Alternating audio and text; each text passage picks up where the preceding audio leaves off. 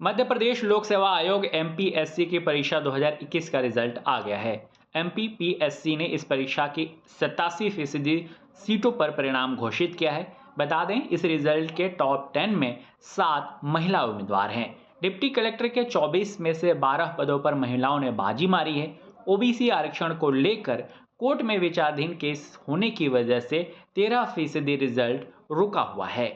यानी अभी कई उम्मीदवारों का रिजल्ट का लंबा इंतजार करना पड़ेगा। एमपीपीएससी ने 290 पदों के लिए विज्ञापन जारी किया था। इसमें डिप्टी कलेक्टर के 24, टीएसपी के 13 पद शामिल थे। इस परीक्षा में रायसेन की अंकिता पाटकर ने टॉप किया है। मध्य प्रदेश में अंकिता ने पहली रैंक हासिल की है। उन्होंने 1575 में से 942 अंक हासिल किए हैं। इस रिजल्ट के साथ ही अब वे डिप्टी कलेक्टर बन गई हैं। इस रिजल्ट की घोषणा होते ही अंकिता के परिवार में खुशियां छा गई। उन्हें बधाई देने वालों का कतार लग गया।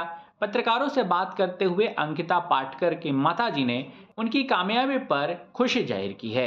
आप ये वीडियो देखें। हमने सोचा भी नहीं था कि मतलब उसका यूपी में पहला स्थान मिलेगा इस परीक्षा के अंदर।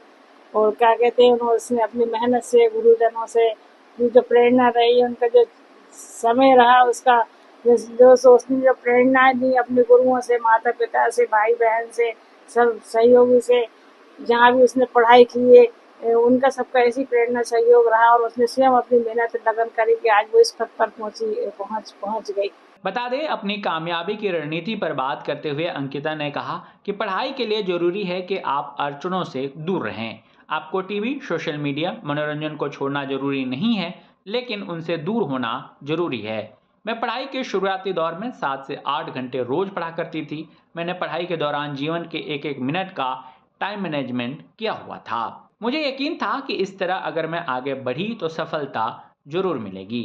आप ये वीडियो देखें। सर बहुत खुशी हो रही है क्योंकि रैंक 1 लाना मेरे लिए एक्सपेक्टेड नहीं था।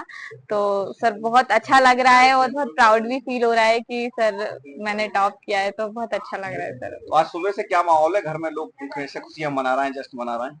सर कल रात में ही शाम के समय रिजल्ट आ गया था, तो तब से घर में बहुत खुशी का माहौल है।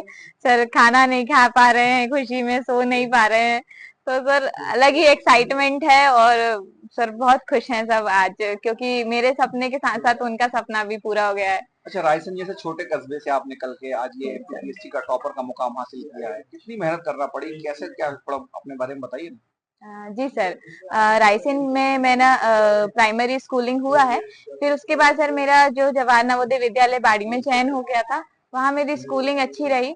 और उसके बाद सर मैंने एक्सीलेंस भोपाल से अपना ग्रेजुएशन किया। तो सर जर्नी में मेरा यह रहा कि जब नोट्स वगैरह मिलते थे, कुछ कंटेंट ज्यादातर, तो सर वो हिंदी मीडियम में मिलता था और मेरा मीडियम जो है वो मेंस का इंग्लिश रहा है।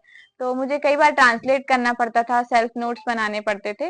तो सर वो चैलेंज तो था ही, पर चैलेंज के साथ साथ मेरे लिए एक फ्रूटफुल था कि मैं अपने नोट्स खुद बनाई, खुद से लिखा मैंने, और फिर उसको मुझे याद भी हो जाते थे वो।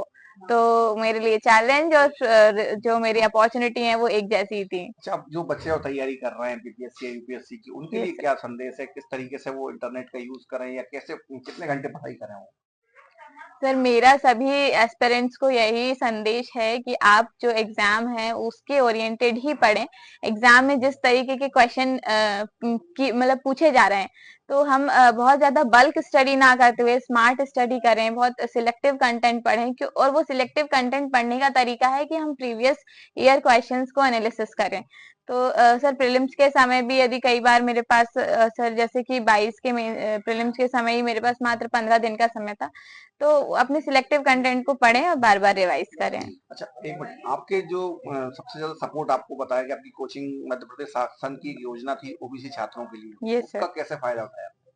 सर जून 18 में मुझे पता चला कि जो पीजीए है, पीजीए एसोसिएशन मध्य प्रदेश शासन के द्वारा था, उसमें टीचर्स उन्होंने अपॉइंट किए थे कॉन्ट्रैक्ट पर, और उन्होंने पढ़ाया था वहां पर। एमपीपीएससी का गाइडेंस दिया था 6 मंथ का, प्रीलिम्स ओरिएंटेड। तो वहां से मैंने अपना गाइडेंस लिया और वहां से मुझे सिलेबस समझ में आया, एग्जाम की नीड्स समझ में आई, और मैंने प्रीलिम्स के साथ ही मेंस के टेस्ट लगाना तभी से शुरू कर दिए थे। तो सर मेरा कंटिन्यू अभी 6 साल का जर्नी रहा, तो मेरा मेंस में फोकस रहा सर। परिवार के बारे में बताइए, कितने भाई बहन हैं? कैसे आप परिवार में रहते हैं? Yes sir.